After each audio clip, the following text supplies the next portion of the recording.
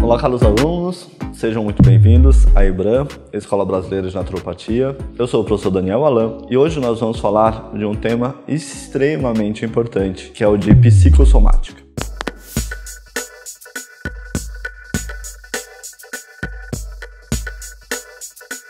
Eu sei que muito provavelmente esse é um módulo que gera bastante expectativa e também nós temos aí, digamos assim, um senso comum para quem ainda não estudou mais profundamente a psicossomática ou até mesmo para quem já tenha estudado a partir de algumas perspectivas, né, a partir de algumas linhas de referência da psicossomática. Mas antes da gente entrar diretamente no assunto, no tema psicossomática, é necessário para que a gente possa passar a visão que nós acreditamos que seja a mais apropriada, a mais adequada para a gente trabalhar dentro do contexto da naturopatia, para que a gente possa manter a nossa referência.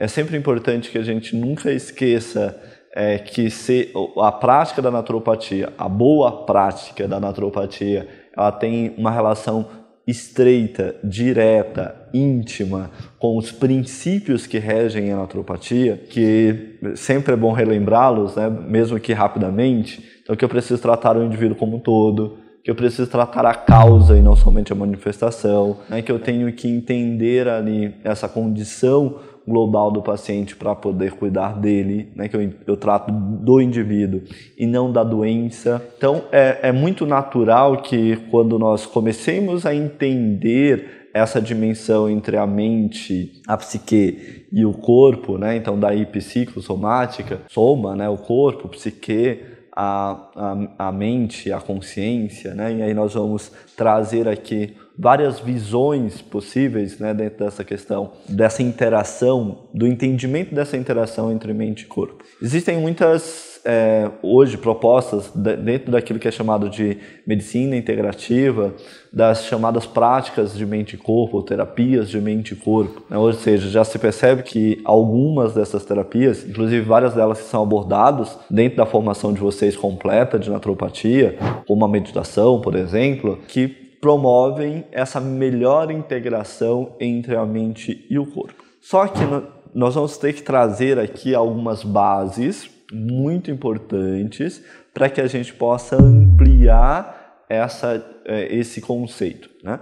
Porque do contrário, e lógico, vocês vão ter aí na referência bibliográfica deste módulo, nós vamos ter muitas formas possíveis de interpretações para uma mesma condição. Ou seja, o indivíduo apresenta uma determinada doença, quais são as mensagens, quais são as simbologias, né, que eu posso, junto com o meu cliente, compreender daquilo que se está mostrando ali como um conflito. Então, para que a gente possa ampliar essa visão, eu vou trazer nessa primeira parte desse módulo de psicossomática algumas bases, né?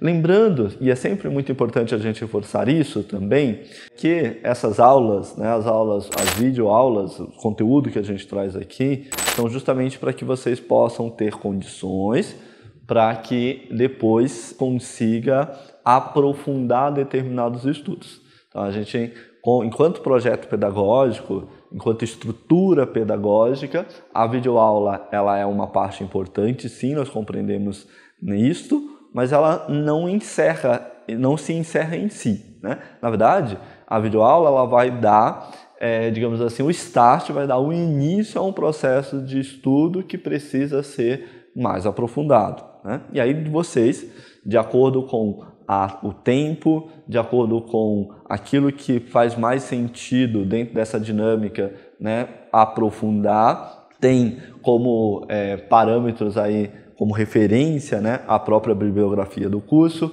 aquilo que a gente está citando aqui. Então, nosso desejo é que a cada informação que a gente traz aqui, vocês consigam pegar essa informação e aprofundar esses conhecimentos, né? Então, o módulo de psicossomática em si, ele vai ser um módulo que nós vamos trazer bastante referências, né? E essas referências, elas vão necessariamente precisar de aprofundamento, né? Então, a ideia é que a gente possa ampliar a visão de vocês aqui, trazer outras possibilidades de compreensão do indivíduo para que a gente possa, então, começar a construir, digamos assim, esse mecanismo, né, de como eu aprendo a aprender. Uma vez colocado isso, a gente precisa então ir para um outro patamar, que é o seguinte: nós, como naturopatas, nós vamos tratar de pessoas, claro, né? E aí, uma vez tratar de pessoas, que parece algo a priori bastante simples, mas nós somos indivíduos bastante complexos, né? E cada um, dentro da sua individualidade, vai trazer elementos que são peculiares, né? Vai trazer elementos que são únicos, que são exclusivos. E, portanto, nós vamos evitar sempre, né? A gente tem falado isso em todos os módulos, a gente sempre vai evitar receitas que venham prontas. Então, não é assim que nós vamos trabalhar, né, com receitas prontas. Não é assim que nós vamos trabalhar na aromaterapia, nem na cromoterapia, nem na fitoterapia, muito menos, né? Em nenhuma delas. Por quê? Porque o indivíduo ele vai apresentar um determinado sofrimento, né? Uma determinada condição, uma enfermidade, uma doença, só que, segundo esse contexto aqui da psicossomática, essa doença ela tem uma razão de existir. Essas razões pelas quais, né, essa doença pode estar se apresentando naquele momento para aquele indivíduo, elas podem ter um conteúdo que é coletivo, uma mensagem que é coletiva, ou seja, uma mensagem que possa ser aplicada à grande maioria das pessoas, mas ela traz exclusivamente também um símbolo que é pessoal, né? Então a gente trabalha nessas duas esferas, aquilo que é coletivo e aquilo que é pessoal. Então, se a gente for pensar, por exemplo, na coluna, né? Então, a coluna ela tem os seus símbolos, ela tem as suas mensagens, mas cada indivíduo que apresenta dor na coluna, dependendo da fase da vida em que ele esteja, dependendo da dificuldade que ele esteja enfrentando, essas simbologias, esses aprendizados associados à coluna, eles podem ser distintos. Logo, sempre que a gente for tratar, né, de alguém com uma determinada condição, lógico que a referência bibliográfica, né, os autores vão ser importantes para que a gente possa entender o seguinte: quais são os símbolos possíveis, quais são os símbolos que já foram compreendidos, que já foram absorvidos com relação a esta manifestação. Então aí a gente tem uma ideia mais clara de quais podem ser naquele indivíduo, e observem que eu estou falando no plural, de fato, né, quais podem ser os aspectos simbólicos daquela doença para aquele indivíduo naquele momento, né? Então a gente tem a doença, a gente tem o indivíduo e a gente tem um momento em que isso está se apresentando e nós vamos tentar compreender qual é o conflito, né, que está se apresentando ali para que eu possa, de fato, junto com o meu cliente, né, entender qual é a mensagem. Então a primeira coisa que eu gostaria de deixar mas que em termos de bases para vocês é o seguinte: existe uma compreensão que vem das filosofias mais antigas, que vem das tradições, das racionalidades médicas mais antigas, como da própria medicina Ayurveda, da medicina tradicional chinesa.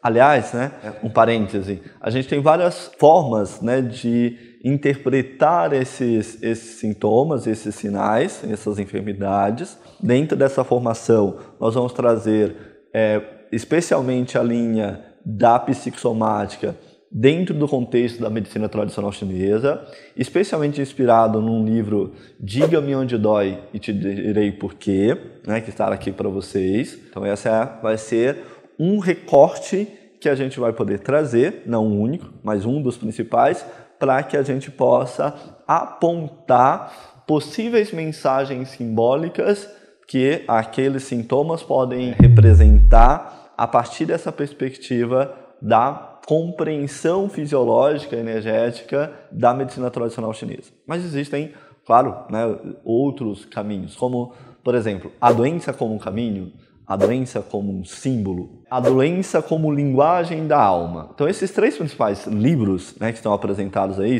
e tem um autor em comum. Então a doença como símbolo, a doença como caminho e a doença como linguagem da alma nos levam a essa primeira base que eu gostaria de deixar aqui para vocês, que é o seguinte: toda doença, todo processo de adoecimento, todo desconforto, todo conflito, independentemente de onde ele esteja, se somente na psique, né, energético, físico, emocional, mental, espiritual, todo conflito carrega em si uma mensagem. Então nós vamos começar a compreender o que exatamente significa estar apresentando uma condição de enfermidade. Segundo esse pensamento, segundo essa filosofia, a doença ela tem função.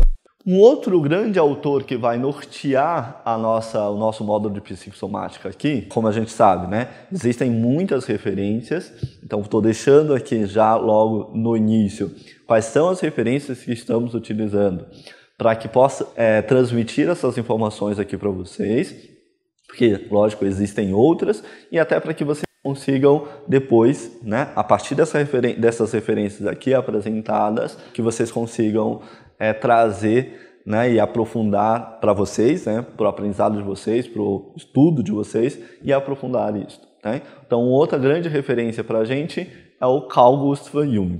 Né? Então, Jung, que é considerado o pai da psicologia analítica.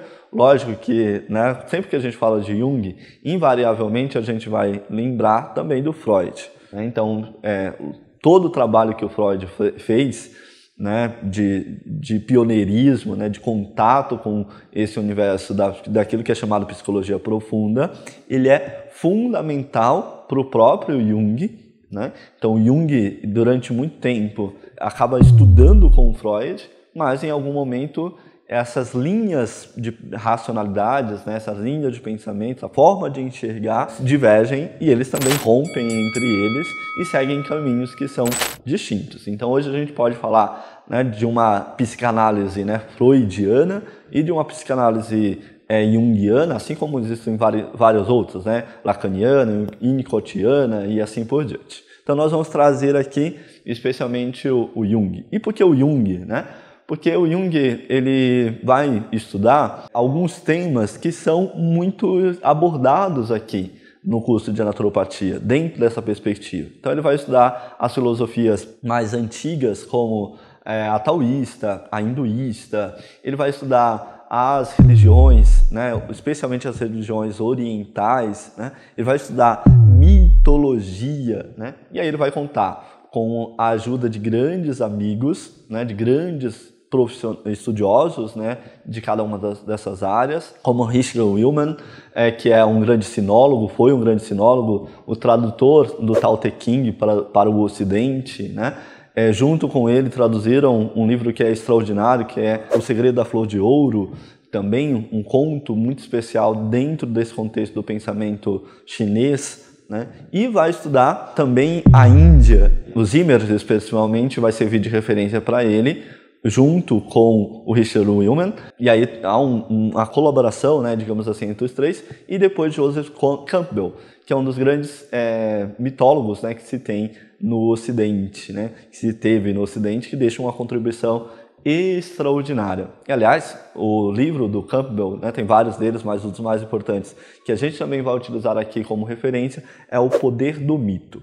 Né? Existem vários outros, existe o Herói de Mil Faces, por exemplo, né, que acabam sendo importantes para que a gente possa compreender essa dimensão. E cada um desses autores, então se vocês forem pegar, né, o Jung, o Richard Wellman, né, o Zimmer e o próprio Campbell, né, só para citar alguns aqui, começarmos a citar alguns, na medida que a gente vai mergulhando no estudo, no aprofundamento da linha de raciocínio de cada um desses autores, a gente vai expandindo de uma maneira muito, muito importante a nossa percepção do que é o ser humano, né?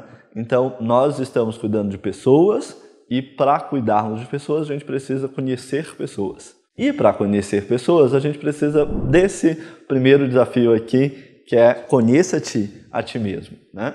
Então, cura-te a ti mesmo, quem já passou pelo módulo de floral, quem ainda não passaram, né, no módulo de floral, o Dr. Eduardo Bach vai deixar também isso muito presente, muito forte, né, que é o cura-te a ti mesmo, que tem uma relação direta com o conheça-te a ti mesmo, né, que tem uma relação muito profunda com tudo isso que nós estamos trazendo aqui. Então, não é lá muito simples se tornar um naturopata de fato, que é esse desafio de você fazer um mergulho naquilo que de mais sagrado nós temos enquanto humanos, né?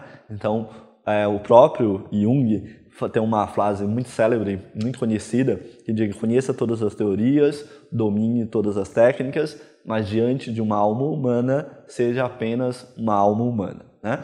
Ou seja, essa relação ela é muito, muito importante, a relação entre o paciente e o terapeuta, e ela tem dinâmicas específicas que a gente também vai trazer aqui, como a questão da projeção, transferência, cotransferência, codependência. São assuntos que necessariamente a gente precisa entender para que eu possa amadurecer, para que eu possa tornar mais seguro o processo terapêutico que vai se desabrochar à medida que eu tenho contato com o meu cliente.